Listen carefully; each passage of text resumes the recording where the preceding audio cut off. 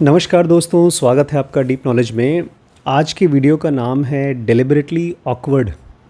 इसका मतलब है जानबूझ के अपने आप को किसी मुश्किल में डालना। इसमें हम लोग क्या सीखेंगे वो थोड़ा सा बताना चाहता हूँ दोस्तों। आज से करीब 15 साल पहले मैं चेन्नई में था और मैंने और मेरी वाइफ ने दोनों ने स्विमिंग क्लासेस ज्वाइन की थी। 4 फीट की स्विमिंग पूल में हम दोनों ने ऑलमोस्ट 1 महीने तक स्विमिंग किया और हम उम्मीद कर रहे थे कि जब तैरना सीख जाएंगे तब हम गहरे में कूदेंगे। 1 महीने के बाद एक लड़का, छोटा बच्चा हमारे पास आया।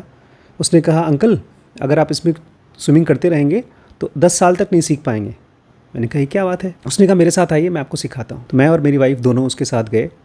वो हमको पहले ही दिन 7 फीट के स्विमिंग पूल में लेकर गया। हम लोग बहुत डर गए। उसने कहा डरिए मत, आप बस किनारे में रहिए और अपना हाथ छोड़ दीजिए और गहरे में डूबे तो हाथ पैर मारिएगा, तैरने लगेंगे। डरते डरते किसी तरह से हम लोगों ने कोशिश किया। 1 घंटे की कोशिश के बाद हम दोनों ने तैरना सीख लिया, मैंने और मेरी वाइफ ने। जो 1 महीने के 4 फीट से नहीं हो पाया वो 1 दिन के 7 फीट से हो गया। वो जो 7 फीट था वो था हमारा डेलिबरेटली ऑकवर्ड, जानबूझ के अपने आप को उस खतरनाक कंडीशन में डालना जो आपको एक्चुअली सीखना है। खैर, आज की वीडियो हमारी हिडन टैलेंट नाम की सीरीज़ का हिस्सा है। अगर आप इस पूरी वीडियो को देखना चाहते हैं तो dkbrains.com में हिडन टैलेंट सर्च करेंगे तो आ जाएगा। इस वीडियो में हम लोग ने 2 प्राइम एग्जाम्पल्स लिए हैं। एक तो पॉलीग्लॉट्स का, जैसे सारा मरिया हैं और बेनी लुइस हैं। इन लोगों ने किस तरह से डे 1 से उस भाषा को जो ये बोलना चाहते थे, सीखना चाहते थे, बोलना शुरू कर दिया। डे 1 से अभी तक उनको भाषा आती नहीं थी, फिर भी बोलना शुरू कर दिया। और वहीं पर एक और एग्जाम्पल हम सुनेंगे जिसमें हेलीकॉप्टर्स जब कोई सीखता है तो उसमें सबसे ख़तरनाक चीज़ होती है स्टॉलिंग, मतलब हेलीकॉप्टर नीचे गिरना। बहुत से पायलट्स को तो डरावने सपने आते हैं स्टॉलिंग का, लेकिन जब तक आप स्टॉलिंग को कायदे से नहीं सीख पाएंगे तब तक आपको लाइसेंस नहीं मिलेगा। क्योंकि 15% जो फेटल एक्सीडेंट्स होते हैं हेलीकॉप्टर्स के वो स्टॉलिंग के समय ही होते हैं। तो ये पूरी सीरीज़ दोस्तों बहुत इंपॉर्टेंट है मेरे हिसाब से। इसको हर एक बच्चे को, हर एक पेरेंट को, हर एक स्कूल को और हर एक एजुकेशन के बंदे को, यहाँ तक कि हमारे प्राइम मिनिस्टर और एजुकेशन मिनिस्टर को भी देखना चाहिए। क्योंकि अभी जो सिस्टम है वो बहुत पुराना सिस्टम है एजुकेशन का। तो आप देखिए और हो सके तो इसे जितने लोगों के साथ शेयर कर सकें शेयर करिए। ठीक है, आइए स्टार्ट करते हैं। एक बहुत ही चालाक एक्सपेरिमेंट हुआ जिसमें 2 साइकोलॉजिस्ट थे, कीटलिन वूली और एलेट फिशबैक। दोनों ने सैकड़ों लोगों को कॉमेडी क्लासेस में डाला, मजाक करने वाले क्लासेस में, और अलग अलग गोल्स था उनका। उसमें से जो सबसे लंबा समय तक काम करता रहा, कॉमेडी करता रहा, और जिसने सबसे ज़्यादा रिस्की काम किए, क्योंकि जब आप कोई कॉमेडी करते हैं तो उसमें रिस्क लेना पड़ता है। इम्प्रोव मतलब बताया नहीं गया है, इसे ऐड करते जाते हैं। अच्छा, इम्प्रोव मतलब आपको ऐसे स्टेज पर डाल दिया और बोला चलो कॉमेडी करो। कोई तैयारी नहीं किया आपने। ख़ासतौर से इस पे कपिल शो पे वो लोग थोड़ी तैयारी करते हैं, बट काफ़ी कुछ इम्प्रूव होता है। इम्प्रूव मतलब अपने आप इम्प्रोवाइज खुद ही करते हैं। हाँ, जैसे स्टेज पर एक शो होता है लंबा, वैसा। They were the ones who had been advised to intentionally pursue discomfort. ये वो लोग थे जिनको कहा गया था देखो पहले से सीखने की ज़रूरत नहीं है, खाली एक चीज़ पर ध्यान रखो, परस्यू डिस्कम्फर्ट। अगर बेइज्जती हो तो होने दो, बस काम करो। कुछ लोगों को कहा सीखो, अच्छे से सीख के आओ। कॉमेडी करते करते तुम्हें अपने आप को जानना है, सीखना है। कुछ लोगों को कहा सीखना फिरना चिंता छोड़ो, बस अपने आप को खूब मुश्किल में डालो, खूब बेइज्जती कराओ अपने आप की। Your goal is to feel awkward and uncomfortable. तुम्हारा गोल ये है कि तुम्हें ऑकवर्ड और अनकम्फर्टेबल फील करना है। It's a sign the exercise is working. अगर तुम अजीबोगरीब फील कर रहे हो, इसका मतलब तुम्हारा काम सही हो रहा है। The instructions said once people saw discomfort as a mark of growth, they were motivated to stretch beyond their comfort zones. जब ये बात लोगों को समझ में आ गई कि बॉस अजीब होना है, अजीब हो रहा है इसका मतलब सही है, तब वो लोग अपने आप को घसीटने लगे। अभी अजीब नहीं हो रहा है, और अजीब करते हैं, और अजीब करते हैं। लोग अपने आप को घसीटने लगे और ज़्यादा अजीब करने के लिए, अपने कंफर्ट जोन से बाहर निकलने के लिए। जैसे मान लीजिए अभी होली का टाइम आएगा, उसमें आप देखेंगे ऑलमोस्ट सब लोग अपनी कंफर्ट जोन से बाहर निकल जाते हैं। पिछले साल जब होली हुई थी, अमन भाई साहब आ गए थे, और ऊपर खूब खूब नाचे थे पागलों की तरह। और उनको देखा देखी गरिमा जी पागल हो गई थी, श्रीज भी पागल हो गए थे, मैं भी थोड़ा बहुत पागल हो गया था। कंफर्ट जोन से बाहर निकल गए थे। कंफर्ट जोन मतलब एक तहजीब में, सिस्टम में रहना। और ये चीज़ जब दो लोग पॉलिटिकल राइवल्स होते हैं, नेता होते हैं, एक दूसरे के साथ अगेंस्ट लड़ते हैं, तब भी काम करता है। We usually try to motivate Democrats and Republicans to escape their echo chambers by urging them to seek new information. Normally जब दो अलग अलग पार्टी होती हैं, जैसे एक तरफ कांग्रेस है, एक तरफ बीजेपी है, तो हम लोगों को जानबूझ के धक्का मारते हैं कि बगल वाले के बारे में चीज़ें खोजो, नई नई इन्फॉर्मेशन लो। But in the research, if the partisans were nudged to seek discomfort instead, they were more likely to download articles from across aisle. लेकिन अगर कोई ऐसी चीज़ मिल जाए जिसमें सामने वाले को डिस्कम्फर्ट हो, मान लो एक पार्टी है, उसको बोला देखो बीजेपी है, कांग्रेस वाले के बारे में मालूम करो। पता चला कांग्रेस वाला नेता जो था वो कहीं रात को पार्टी में दारू पी करके नाच रहा था, तभी खोज कर निकालेगा, हाँ ये तो ज़रूर बताऊँगा। फिर कांग्रेस वाले को मालूम पड़ा बीजेपी वाला घूस लिया था, वो नॉलेज निकालेगा। जितना सामने वाले को डिस्कम्फर्ट करने वाली चीज़ें हो उतना निकालो, उतना वो काम करते हैं। जब आपको ये पता चल जाता है डिस्कम्फर्टेबल होना मतलब सिग्नल ऑफ प्रोग्रेस, तब आप भागते नहीं हो अपने काम से, आप और काम करते हो। आप चाहते हो और अपने आप को मुश्किल में डालूं ताकि मैं ग्रो हो सकूं। शादी से 7 महीने पहले सारा मारिया ने डिसाइड किया कि मैं अपने हस्बैंड को उसी की भाषा में शादी के दिन बोलूँगी। कैंटनोसी एक बड़ी मुश्किल भाषा है, उसके वोकैबुलरी एकदम अलग है। ये ऐसे जैसे आप तमिल या तेलुगु पढ़ें। अब 7 महीने के अंदर उसने डिसाइड किया कि मैं अपने हस्बैंड को शादी के दिन बताऊंगी कि मैं तुमसे बहुत प्यार करती हूँ, तुम्हारे आने से मेरी लाइफ बहुत अच्छी होगी, ऐसे खूब लंबी स्पीच दूंगी कैंटनोसी में, उन्हीं की भाषा में। उसको डर लग रहा था यार कैसे कैसे होगा, और इसीलिए वो खुश भी हो रही थी। मुझे अजीबोगरीब सिचुएशन में डालना पड़ेगा अपने आप को, पब्लिक के सामने बोलना पड़ेगा, तो एक्साइट हो रही थी, बड़ी खुश हो रही थी। She wrote a draft in English and enlisted a tutor to translate it into Cantonese and record it for her. सबसे पहले तो उसने जो स्पीच बोलनी थी उसको अंग्रेज़ी में लिख लिया, उसकी अपनी भाषा में। उसके बाद एक ट्यूटर निकाला जिसने उसको पूरा ट्रांसलेट किया और फिर उसको रिकॉर्ड कर लिया, ऑडियो में लिखवा लिया, बुलवा लिया। और उसके बाद उसने उस पूरी बातचीत को जो कैंटोनेसी थी उसको बोलना था, कान में लगाकर बार बार सुनने लगी रिकॉर्डिंग, जैसे गाना सुनता है आदमी। She listen to it on repeat until she knew it by heart. बचपन में मुझे याद है मेरी बहन स्कूल में उसका एक कंपटीशन था, स्टोरी कंपटीशन। मुझे याद है कम से कम 30-40 बार पिताजी ने रटवाया। There was a topi wala had use to make and sell टोपीज। ऐसे करके 30-40 लाइन की कहानी थी, जिसमें नहीं कहानी होती है, टोपी वाला था और टोपी वाला टोपियाँ बनाता था, और वो अंग्रेज़ी में थी। मेरी बहन को छोटी सी उसको अंग्रेज़ी नहीं आती थी। 30-40 लाइन उसको रटवाया। ऐसे ही इसने अपनी पूरी शादी का जो अपने हस्बैंड के लिए बोलने वाली थी पूरा रटा, एक एक शब्द रटा, जैसे हनुमान चालीसा रट जाता है हम लोगों को। She recited it on her way to grocery store. जब वो दुकान में सामान खरीदने जाती थी तो पूरा बोलती थी। Hiding it from her husband to keep him in a dark. अपने हस्बैंड को बताया नहीं था, छुपा के रखा था कि सरप्राइज दूंगी। Knowing her in-laws would test her after the toast, she started doing what she calls spamming your brain.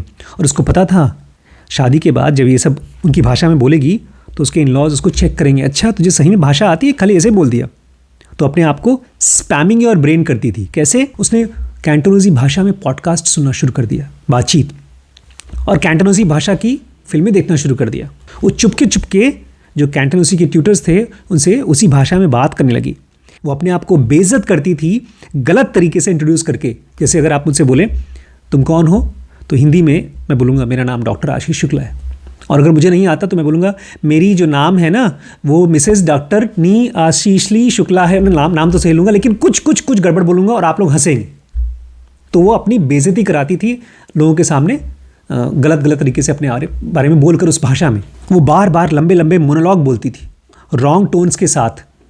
जैसे कोई बीमार है तो उसे आप पूछेंगे कैसे हो भाई, और उसको गलत टोन में कैसे बोलेंगे, कैसे हो भाई, कब मर रहे हो तुम। मतलब ये तो गलत है ना। आप उसको पूछना चाहते थे कब तक ठीक हो जाओगे और गलत वर्ड यूज़ कर दिया तो बेइज्जती हो जाएगी। मेरा फेवरेट चुटकुला है, सुना दूँ? सुना है आपने? मुन्ना नसूद अपने दोस्त से मिलने जा रहा है, उसका दोस्त बहुत बीमार है, मरने वाला है, नहीं याद है? तो उसके दोस्त लोग बोलते तुम कुछ भी करो बोलना मत, तुम्हारे मुंह से खाली बकवास निकलती है, बेइज्जती हो जाएगी सबकी। मुन्ना बोलता कसम खाता हूँ नहीं बोलूँगा। तो गया तब, तो उसके घर में ऊपर आदमी बीमार पड़ा था ऊपर, और चढ़ने के लिए जो सीढ़ी थी वो गोल गोल थी। चढ़ के ऊपर पहुँचा कमरे में, चुप। उसका दोस्त जो बीमार था, कैसे हो मुल्ला? तो कुछ बोलो यार, तुम यहाँ आए मुझसे मिलने के लिए। ठीक हो, ठीक हो। तो कुछ सोच रहे हो, क्या चल रहा है तुम्हारे दिमाग में? कुछ नहीं, कुछ नहीं। बोलता है बताओ यार कुछ तो। बोलता बस एक ही चिंता चल रही है मेरे मन में। बोलता क्या? बोलता सीढ़ियाँ तुम्हारी गोल गोल हैं। तो मतलब? तो देखो तुम बीमार हो, नीचे कैसे ले जाएंगे तुमको?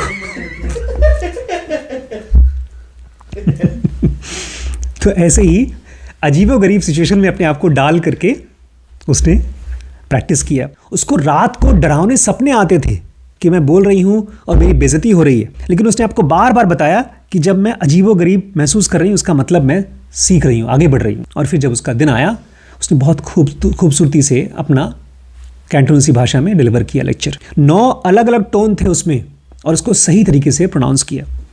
Afterwards she joked with her husband's grandmother who spoke only Cantonese. उसके बाद वो अपने पति की दादी से कैंटोनेसी भाषा में चुटकुला किया, मजाक किया, और वो बेचारी को, दादी को और कोई भाषा नहीं आती थी, खाली कैंटोनेसी आती थी। और वो लोग भी बड़े खुश हो गए कि देखो हमारे कल्चर को ये इतना इज्जत दे रही है। आपको इंतज़ार करने की ज़रूरत नहीं है कि पहले पूरा का पूरा लाइब्रेरी दिमाग में डाउनलोड कर लूँगा, उसके बाद बात करना शुरू करूँगा। आपकी मेंटल लाइब्रेरी बढ़ती जाती है जैसे जैसे आप बोलना शुरू करते हो। कहते हैं जब मैंने उस सारा मारिया को पूछा कि शुरू करने के लिए क्या किया तुमने, तुम्हारे अंदर हिम्मत कैसे आई? बोलती मैं वेट नहीं करती हूँ, मैं बोलना शुरू कर देती हूँ, चाहे मुझे कितना भी कम से कम आता हो, बस मैं बोलती हूँ। पहले दिन ही अगर कोई भाषा उसको बोलना है, पहले दिन से बोलना शुरू कर देगी। डिस्कम्फर्ट बी डैम्ड, जो मुश्किल आती है भाड़ में जाइए मुश्किल। बोलती मैं लोगों को हमेशा बोलती हूँ बोलना शुरू करो, जस्ट मेमोराइज फ्यू सेंटेंसेस, कुछ सेंटेंसेस याद कर लो और बोलना शुरू करो।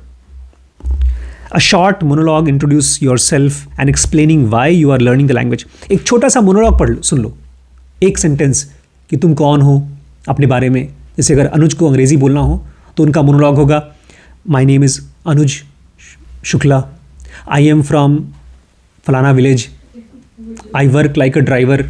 हाँ, जैसे अमिताभ बच्चन बोलते हैं, I can walk English, I can talk English because English is a funny language. ऐसे हो मोनोलॉग, मतलब लंबी लंबी बातचीत, ऐसे ही बोलना प्रैक्टिस करना, और एक्सप्लेन करो कि तुम ये भाषा क्यों सीखना चाहते हो। ऐसी रैंडम चीज़ें इकट्ठा करो।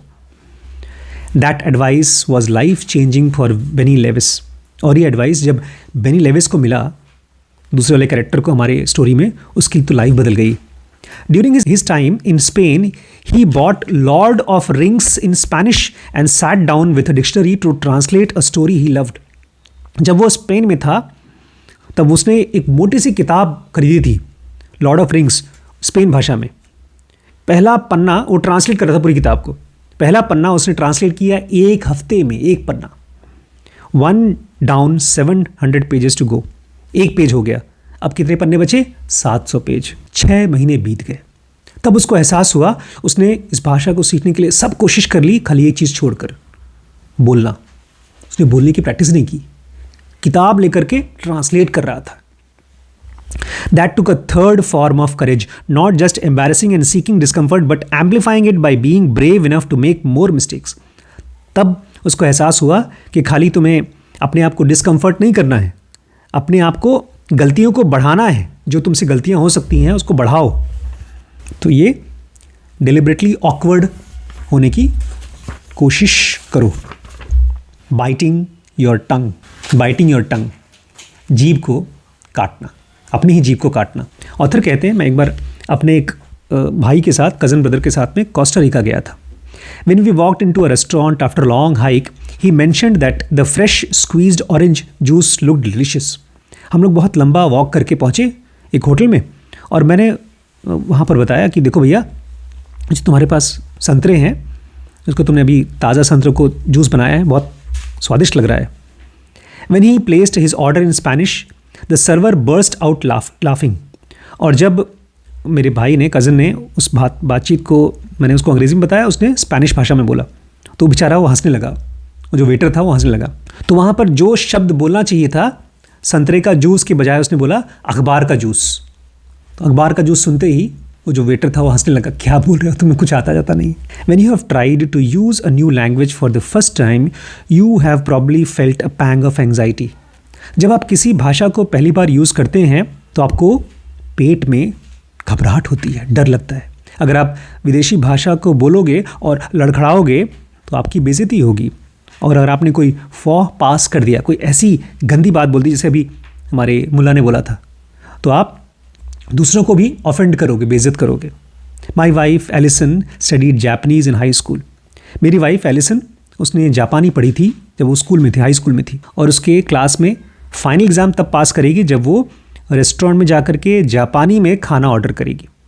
She had so much anxiety about making mistakes and failing the test that she pretended to be sick. उसको इतनी ज़्यादा घबराहट हुई कि इम्तिहान के दिन बोलती है मैं तो तबीयत ख़राब हो गई, मैं एग्ज़ाम नहीं दे सकती आज, मेरा पेट दर्द हो रहा है, बुखार हो गया, पता नहीं क्या क्या। That's where the courage comes in. और यही है जहाँ पर आपको हिम्मत लानी होती है। अगर आप चाहते हैं कि नई भाषा में आप प्रैक्टिस करें तो आपको ढेर सारे मिस्टेक्स करने के लिए राज़ी होना चाहिए। The more the better. और जितनी ज़्यादा गलतियाँ करेंगे उतना ही ज़्यादा अच्छा। सारा बोलती है इसीलिए जो बच्चे हैं वो बड़ों से जल्दी सीख पाते हैं भाषा। छोटे बच्चों का ब्रेन अभी तक रूल्स के साथ बंधा नहीं हुआ है, इसलिए वो ढेर सारी गलतियाँ बिना जाने ही कर पाते हैं। हमको आपको पता है हम बोलेंगे तो गलती होगी तो हम नहीं करेंगे, उन बच्चों को पता ही नहीं है, तो गलतियाँ करते हैं इसलिए ज़्यादा सीखते हैं। But they are also largely immune to the fear of embarrassment. बच्चे हमसे और आपसे कहीं ज़्यादा इम्यून होते हैं एम्बेरसमेंट से, एम्बेरसमेंट के डर से। इम्यून मतलब लड़ने की शक्ति। हाँ, उनके अंदर में बेइज्जती नहीं टच करती उनको। आप उनके ऊपर हंसे उनको कोई फ़र्क नहीं पड़ता। And the discomfort of making mistakes, उनको तो पता भी नहीं चलता कोई गलती कर रहे हैं, वो कर रहे हैं अपना।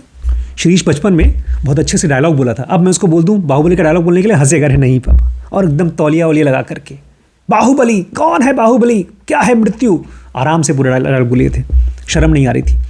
Children don't hold back on communicating. बच्चों को जब कुछ बोलना होता है तो रोकते नहीं, बोल देते हैं। जैसे कोई नया शब्द आया पैपा लाला तता तता बोलना शुरू कर देते हैं, बैबल करना शुरू कर देते हैं नया शब्द। They are not scared of feeling stupid और बीइंग जज्ड। उनको डर नहीं लगता है कि लोग उनको बेवकूफ़ समझेंगे या उनको जज करेंगे। दे लव न्यूज़पेपर फ्रूट्स। उनको न्यूज़पेपर फ्रूट मतलब संतरे का जूस, अखबार का जूस, कोई भी जूस हो वो शब्द को यूज़ करेंगे सुन लिया तो। और मान लीजिए आप उनमें से हैं जो बहुत शर्मिंदगी वाले हैं, शाई आदमी है, उसको शर्म आती है, तब तो और ज़्यादा दिक्कत है। शाइनेस मतलब शर्मिंदगी एक ऐसी सिचुएशन है जहाँ पर आपको पब्लिक में लोग नेगेटिव तरीके से इवैल्यूएट करेंगे, यार ये तो बेकार है, आपको डर लगता है। और बेनी लेविस वैसा ही आदमी था, एक शर्मिंदा आदमी, शर्म करने वाला आदमी। बेनी लेविस जब बचपन में डरता था तो पार्टीज़ में जाता था, कोने में खड़ा हो जाएगा और अपने फ़ोन में गेम खेलता था। मुझे याद है ऐसी जब फ्रेंच की क्लास में जाता था, टीचर सबसे सवाल पूछती थी और मैं भगवान से मनाता था काश काश मुझसे ना पूछे, मेरे पास आने से पहले क्लास ख़त्म हो जाए।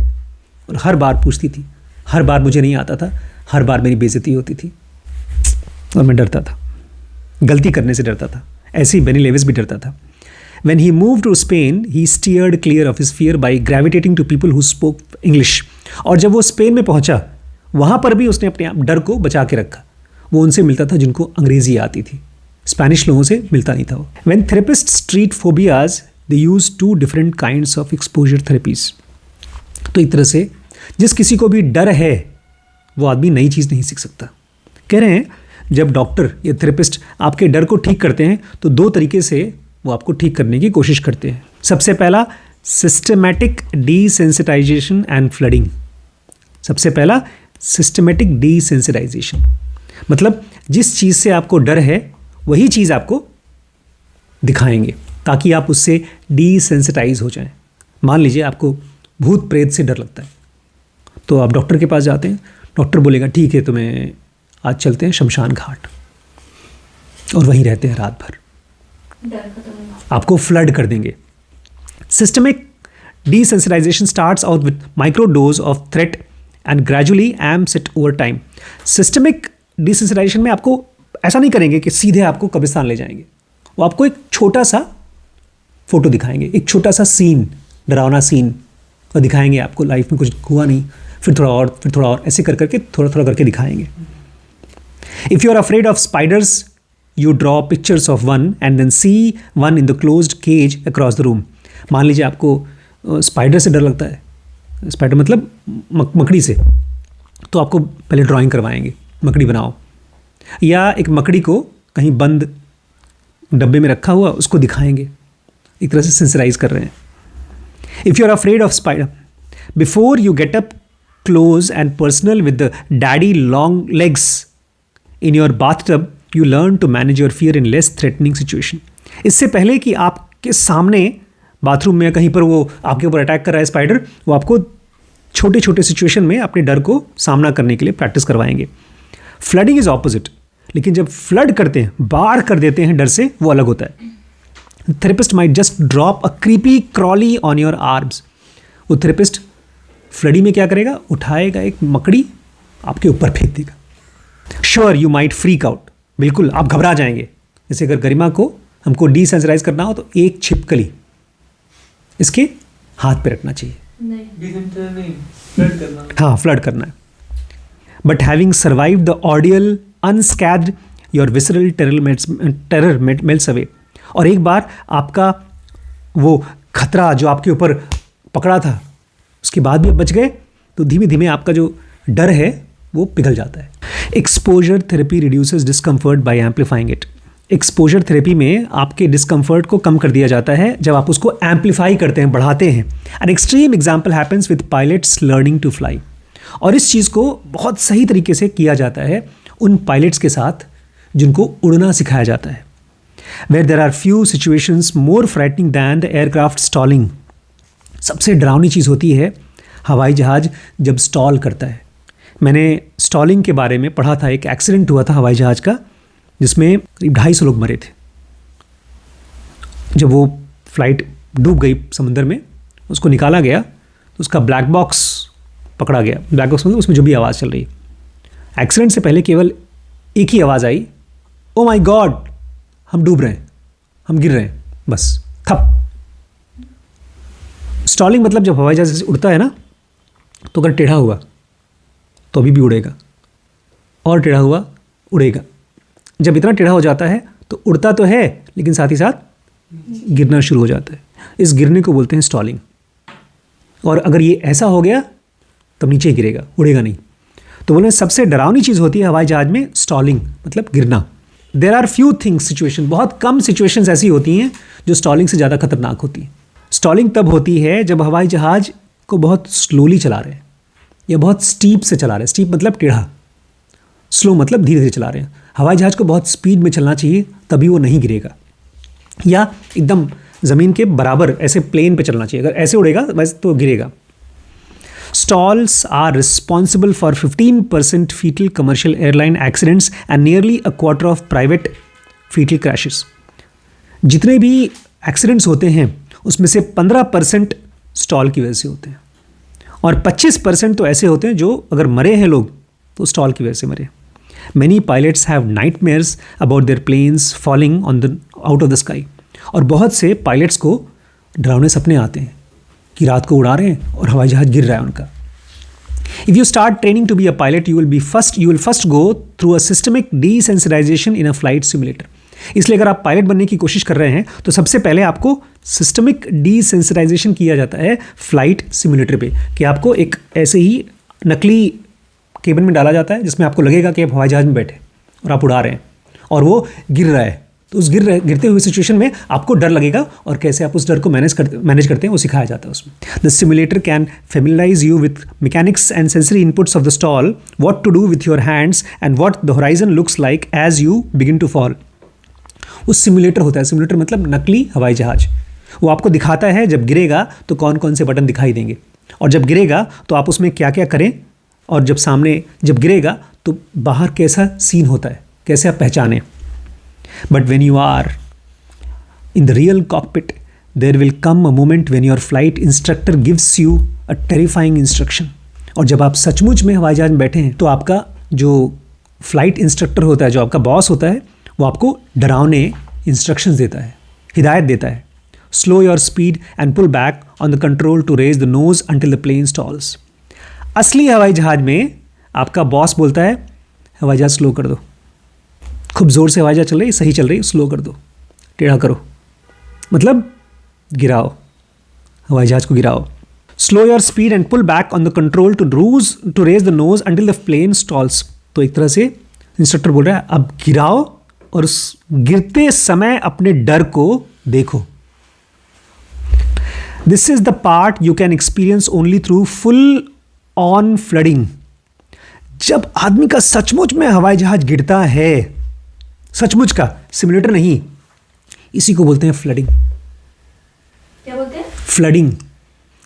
जैसे एक असली का सांप आपको लपेट करके आपके मुंह पे ऐसे खड़ा है और आपको काटने वाला है, और एक सांप नहीं, 4-5 सांप। अब डरिए आप, और अगर तब भी आप सरवाइव कर गए तब डर खत्म हो जाएगा। Your amygdala doesn't care how many times you have run the flight simulator और that you are several thousand feet in the air with plenty of time to course correct. हमारे ब्रेन में एक है एमिगडाला, उसका नाम ज़रूंगा में लिया गया है। एमिगडाला का काम है -E सेंटर का और S सेंटर का। एमिगडाला को पता नहीं चलता है कि कोई बहुत मुश्किल सिचुएशन आ गई तो उसको आराम से कंट्रोल कर सकते हो। You are trapped in a huge heavy metal cage. उस समय आपको लगता है कि आप एक बड़े से लोहे में फंसे हो और बहुत तेज़ी से नीचे की तरफ गिर रहे हो। नोज डाइव अगर ऐसे भी गिर रहा है तो आपका नाक, हवाई जहाज का नाक नीचे की तरफ रहेगा। And there is nothing that can prepare a human being for the pure horror of deliberately causing an aircraft to drop like rock. और सबसे डरावनी चीज़ लगती है कि यार आराम से हवाई जहाज चल रही है, उसको गिरा क्यों रहे हो, हम मर सकते हैं, वो डर लगता है। असल में गिरते हुए आपको डर लगता है। If you want to get a pilot's licence in America you have to demonstrate that you can manoeuvre out of a stall and land your plane safely. इसलिए अगर अमेरिका में आप चाहते हैं कि आपको हवाई जहाज उड़ाने का लाइसेंस मिले तो आपको आराम से जितनी बार भी आपका बॉस कहे उतनी बार अपनी प्लेन को गिराना आना चाहिए, उसके बाद उसको संभालना आना चाहिए। गिराओ संभालो, गिराओ संभालो, इसको बार बार कराएंगे। अगर आप कर पाओगे तभी लाइसेंस मिलेगा, नहीं तो नहीं मिलेगा। Effective training programmes are intentionally design to introduce new and unexpected threats. और इस तरह से अलग अलग ट्रेनिंग प्रोग्राम्स होते हैं जिसमें कि खूब अनएक्सपेक्टेड थ्रेट्स दिखाए जाते हैं। कहीं पर कोई और खतरा आ गया, कहीं आंधी आ गई, कहीं तूफान आ गए, ऐसे ऐसे प्रोग्राम आपको दिए जाते हैं ताकि आप सीख सको। Evidence suggests that this element of surprise is crucial. और इस चीज़ का पुख्ता प्रूफ है कि इस तरह के सरप्राइज बहुत ज़रूरी है अगर आपको सही पायलट बनना है। If a stall training becomes a predictable routine it no longer prepares pilot for real life emergencies. अब मान लीजिए किसी को पता है अरे कहाँ है यार, वो हवाई जहाज गिराना है, उसके बाद संभालना है, चलो। अगर वो चीज़ आपका रूटीन हो गया तो आप सही प्रिपेयर नहीं हो रहे। हमेशा एक्सीडेंट होना चाहिए, सरप्राइज, समझे? आपको पता है कि अभी इम्तिहान होगा, इम्तिहान में टीचर ये 4 क्वेश्चन पूछेगा, उसका मैं आंसर दे दूंगा, तो सरप्राइज नहीं। जब आपको नहीं पता क्या होगा उसमें अपने आप को फंसाना वो सही सिचुएशन है आगे बढ़ने के लिए। Awkward position. You can't be ready for anything if you haven't trained for everything. अगर आप हर चीज़ के लिए ट्रेन नहीं हो तो आप सब चीज़ के लिए रेडी नहीं हो। Pilots learn to cope with discomfort by intensifying it and they build their skills as they navigate it. Pilots अपने आप को जानबूझ के अलग अलग सिचुएशन में डालते हैं जो उनको डिस्कम्फर्ट करता है, और इसी तरह से वो अपने स्किल्स को बढ़ाते हैं। एक बहुत अच्छी फिल्म दिखाई गई थी जिसमें एक पायलट ने, उसकी प्लेन क्रैश होने वाली थी, कुछ प्रॉब्लम थी, और वो नदी पे उतारता है। 250 करोड़ का हवाई जहाज़ को नदी पे उतारता है। कुछ 250-300 लोग थे, उनकी सबकी जान बच गई, लेकिन पूरी प्लेन डूब गई। उसके ऊपर केस हुआ कि तुमने डुबाया हवाई जहाज़। और फिर उसके ऊपर जब केस हुआ उसको सिमुलेटर में बिठाया गया, उसने दोबारा उस हवाई जहाज़ को बचाया नदी में उतार के, और एक्सपर्ट्स को लाया गया कि देखो क्या तुम इस सिचुएशन में इस हवाई जहाज़ को एयरपोर्ट पे नहीं उतार सकते थे। तो जितनी बार भी बाकी लोगों ने ट्राई किया सब बार क्रैश हो गया। उसको आइडिया था कि क्रैश होने वाला है, अगर मुझे जान बचानी है तो या तो हवाई जहाज़ बचाऊं या लोगों की जान बचाऊं। बाद में उसको बच गया, वो काफ़ी फेमस फिल्म बनी उसके ऊपर। Amplifying discomfort has pivotal for Benny Lewis to learn new language. तो बेनी लिविस ने नई नई भाषा कैसे सीखी? अपने डिस्कम्फर्ट को बढ़ा करके, एम्पलीफाई करके। To overcome his shyness, Benny started out with systemic desensitization. He pulled himself in mildly uncomfortable situation. अपनी शर्म को ख़त्म करने के लिए उसने पहले थोड़े थोड़े सिचुएशंस में डाला जहाँ पर उसको शर्म आती थी। पहले उसने अजीबोगरीब टाइप की टोपी पहनी और लोगों से जाके मिलता था, या कहीं डिस्को में जाता था, वहाँ पर ऐसे लोगों के साथ डांस करता था जो उसकी भाषा, जिनकी भाषा को नहीं जानता था। He got used to initiating interaction by handing out earplugs at loud events and clinking glasses with people at bars. पहले वो जाकर के ऐसी जगहों पर डांस करता था जहाँ खूब ज़ोर ज़ोर से दूसरी भाषा में लोग डांस करते थे, बोलते थे। After another 6 months in Spain, he was speaking solid Spanish and relocating to Italy to learn next language. 6 महीने वो रहा स्पेन में और खूब अजीबोगरीब जगहों पर अपने आप को डाला और स्पेनिश सीख लिया अच्छे से। उसके बाद वो इटली चला गया ताकि वो इटली की भाषा सीखे। It was only a matter of time before he became a professional language hacker.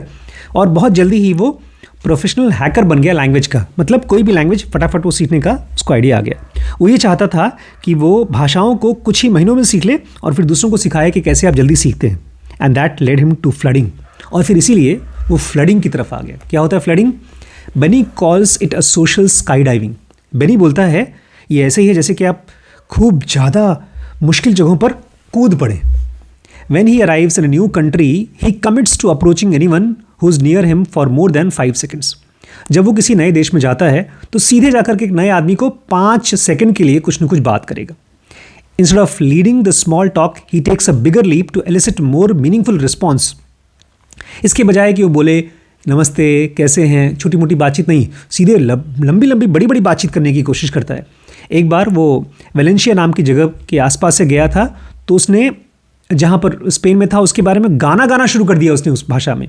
और एक बार जब वो ब्राज़ील में गया तो वहाँ की रिसेप्शनिस्ट को क्या बता रहा है, तुम्हें पता है हम लोग जब रिसेप्शन पे काम करते थे, काम बहुत ज़्यादा कराया जाता था और पैसे बहुत कम दिए जाते थे। ऐसी खूब लंबी लंबी बातें करने लगा उन्हीं की भाषा में। One of the biggest mistakes I see language learners make is believing that studying language is about acquiring knowledge. Beni wrote. Beni बोलता है कि सबसे बड़ी गलती जो लोग करते हैं भाषा सीखते समय, उनको लगता है कि पहले भाषा को अच्छे से जान लो उसके बाद बोलो। It's not. Learning a new language is about building a communication skill. अगर नई भाषा सीखनी है तो आपको communication skill डेवलप करना पड़ेगा, नॉलेज नहीं। Learning is often understood as a process of recognizing, correcting and preventing mistakes. जब भी आप कुछ सीख रहे हैं, नया सीख रहे हैं, खाली भाषा नहीं कुछ भी सीख रहे हैं, तो ये माना जाता है सबसे पहले पहचानो, उसको सही करो और अपनी गलतियों को कम से कम करो। But Benny believes that if you want to become proficient in a language, rather than aiming to reduce your mistakes, you should strive to increase them. Benny कहते हैं अगर आपको भाषा सीखनी है तो अपनी गलतियों को कम करने के बजाय खोजना कहीं चाहिए कि कहाँ ज़्यादा से ज़्यादा गलतियाँ कर सकता हूँ। It turns out that he is right. और ये सही बात है। बोलते हैं बहुत जगहों पर देखा गया है बच्चों को क्वेश्चन दिया गया, इम्तिहान से पहले तैयारी कर रहे हैं और उनको बोला गया कि बताओ हम एक सवाल का जवाब दे रहे हैं, तुम खाली ये बताओ ये गलत है कि नहीं। सही आंसर नहीं बोलना है, गलत है कि नहीं। अगर आप गलती को पहले पॉइंट आउट करोगे, आपको गेस करना है गलत है कि नहीं, तो इम्तिहान में आपकी गलतियाँ कम होती हैं। सही करने की कोशिश मत करो, खाली गेस करने की कोशिश करो कि गलत है कि नहीं। When you are encouraged to make mistakes, we end up making fewer of them.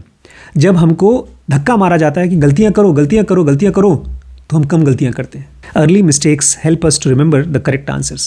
जब शुरुआती गलतियाँ हम करते हैं तो उससे हमको सही आंसर याद रहने में हेल्प मिलती है और उससे हमको मोटिवेशन मिलता है ताकि हम सीखते रहें, क्योंकि हम क्रीचर्स ऑफ डिस्कम्फर्ट हैं। अगर हम डिस्कम्फर्ट में नहीं जाएंगे तो हम नहीं सीख पाएंगे। When Benny is ready to start learning a new language, he sets an ambitious goal. जब बेनी तैयार हो जाता है नया भाषा सीखने के लिए तो सबसे पहले अपने लिए खूब बड़ा सा गोल बनाता है, to make least 200 mistakes a day. वो बोलता है मैं रोज़ एक दिन में कम से कम 200 मिस्टेक करूँगा। He measures his progress by number of errors he makes. और वो जितने ज़्यादा गलतियाँ कर पाता है इसका मतलब उतनी ज़्यादा प्रोग्रेस कर रहा है। The more mistakes you make the faster you will improve and less they will bother you. जितना ज़्यादा गलतियाँ आप कर लोगे उतनी जल्दी तुम इम्प्रूव करोगे और उतना ही कम वो गलतियाँ तुम्हें बाद में परेशान करेंगी। अगर आप ये चाहते हैं कि आपकी गलतियाँ आपको शर्मिंदा ना करें तो एक ही तरीका है, गलतियाँ करो। और इसी दौरान बेनी ने अपने आप को कुछ बहुत अजीबोगरीब सिचुएशन में डाला। एक बार तो उसने बताया लोगों को मैं लड़की हूँ, अपने आप को गलत तरीके से बोला कि मैं लड़की हूँ, रॉन्ग जेंडर बताया। He said he was attracted to bus. एक बार उसको बोला कि तुम किससे प्यार करते हो? बोलते बस से प्यार करता हूँ। भाई लड़का लड़की से प्यार करता है, ये बोल रहा है बस से प्यार करता हूँ। And accidentally complimented someone for having a nice arse. और एक बार किसी को बोलता है अरे तुम्हारी आर्स बड़ी अच्छी है, मतलब कुछ ऐसी गाली गलौज टाइप की बातें बोल दी जो गलत थी, लेकिन उसने गलती कर दी। But he doesn't beat himself up, लेकिन वो इन सब गलतियों के लिए अपने आप को शर्मिंदा नहीं करता, बेइज्जत नहीं, अपने आप को ख़राब नहीं बोलता, क्योंकि उसका काम ही है भाई मुझे मिस्टेक्स करना है। और जब भी वो लड़खड़ाता है तो भी लोग उसको कमेंट करते हैं अरे यार तुम कोशिश तो कर रहे हो, and that motivates him to keep trying. और इसी से वो मोटिवेटेड हो जाता है कि मैं कोशिश कर रहा हूँ कम से कम। Psychologist call that cycle learning industriousness. इस चीज़ को साइकोलॉजिस्ट कहते हैं cycle learned industriousness. When you get praised for making an effort, जब आपकी तारीफ होती है कोशिश करने के लिए। एक बार आपने कोशिश की, आपको तारीफ मिलती है, उस तारीफ से आप और कोशिश करते हो। Instead of having to push yourself to keep trying, you feel pulled towards it. आपको धक्का नहीं मारना पड़ता अरे यार फिर से करना पड़ेगा, फिर से करना पड़ेगा, नहीं, आपको और मन करता है, आपको खिंचाव महसूस होता है, अट्रैक्शन, कि मैं गलती कर रहा हूँ, कोई बात नहीं, मुझे तारीफ मिल रही है। The idea of speaking from day one has changed how I think about learning. Benny कहते हैं पहले दिन से ही बोलना शुरू कर दो, इससे मेरी ज़िंदगी बदल गई है। You can code from day one, teach from day one. आप पहले दिन से ही कंप्यूटर में कोडिंग कर सकते हो, पहले दिन से ही आप पढ़ाना शुरू कर सकते हो। You can coach from day one, आप दूसरे को कोचिंग दे सकते हो डे वन से। You can't need to get comfortable before you can practise your skills. आप इंतज़ार मत करो कि जब मैं कंफर्टेबल हो जाऊंगा, स्किल आ जाएगा तब शुरू करूंगा। Your comfort grows as you practise your skill. आपका जो कंफर्ट है जैसे जैसे आपकी स्किल बढ़ती जाएगी वो आपका कंफर्ट भी बढ़ता जाएगा। अ फ्यू ईयर्स अगो सारा मरिया husband noticed that someone was watching Korean drama on her family Netflix account। कुछ दिन पहले सारा मरिया जो हमारी फ्रेंड थी जिसने अपने हस्बैंड के शादी के दौरान कैंटोनोसी में बात की थी, उसने देखा अरे मेरे नेटफ्लिक्स के मोबाइल में कोई आदमी कोरियन भाषा में कुछ देख रहा है। इट वॉज हर डैड, ये उसके पिताजी थे। जब उसके पिताजी उसको मिलने आए थे कोरिया में सारा मारिया को, उनको लगा बड़ा अच्छा भाषा अच्छी लगी और उसने वहाँ पर उन भाई साहब ने वहाँ पर कोरियन भाषा सीखना शुरू कर दिया चुपके चुपके। 77 साल के उन्होंने rapidly working on his way vocabulary and grammar. वो अपने आप को चुपके से वोकैबलरी और ग्रामर सिखा रहे हैं। And she is able to teach him, और वो लड़की भी अपने पापा को सिखा पा रही है। बोलते मेरे पिताजी को पहले से कोरियन भाषा काफ़ी आती थी, पहले लिखा करते थे और पढ़ा करते थे, लेकिन जब बोलने की बात आती थी तो बहुत घबरा जाते थे, और अब वो उस पॉइंट पे आ गए हैं जहाँ पर थोड़ी थोड़ी कोरियन बोल पाते हैं। टुडे सारा Maria is the founder and managing director of language and translation services company. आज सारा मारिया की अपनी खुद की कंपनी है जहाँ पर वो भाषा और ट्रांसलेशन सर्विसेज देती है। उसका ये मानना है कि अगर आप अपने आप को मुश्किल में डालने को तैयार हैं तो कितनी भी उम्र के हैं आप सीख सकते हैं। And that courage can be contagious, और ये चीज़ आपके अंदर आएगा और आपकी वजह से आपके आसपास के लोगों में जाएगा। If we wait until we feel ready to take a new challenge we might never pursue it at all. और अगर हम इंतज़ार कर रहे हैं कि जब हम तैयार हो जाएंगे तब करेंगे, तब शायद वो कभी मौका आए ही ना। ऐसा कोई दिन ही नहीं आएगा जब आपको लगेगा आज मैं तैयार हूँ। We become prepared by taking the leap anyway. हम तैयार कब होते हैं? जब शुरुआत करते हैं। मैंने स्विमिंग ऐसे सीखी थी, पूरे 1 महीने तक 4 फीट के पानी में हाथ पैर मारता था। मुझे लगा जब तैयार हो जाऊंगा तब गहरे में जाऊंगा। अब एक लड़का मिला तो सर ऐसे 10 साल कर लेंगे तब भी नहीं सीखेंगे, गहरे में कूदो। मैंने कहा ठीक है यार, कल कल कल, मतलब आज चलिए लेकर गया। एक ही दिन में सीख गया मैं स्विमिंग, गहरे में कूदा और सीख गया। तो अपने आप को कौन सी अनकंफर्टेबल सिचुएशन में कल डालेंगे। कोई चीज़ जो आप सीखना चाहते हैं और आपको लगता है मुश्किल है तो कर लो। जैसे मान लो आप ध्यान करना चाहते हो, आपको लगता होगा किसी दिन ऐसा टाइम आएगा जब मैं ध्यान करूँगा, करना शुरू कर दो। कुछ ऐसा जो आपको लगता है जब तैयार हो जाएगा तब शुरू करूँगा, पहले शुरू कर दो।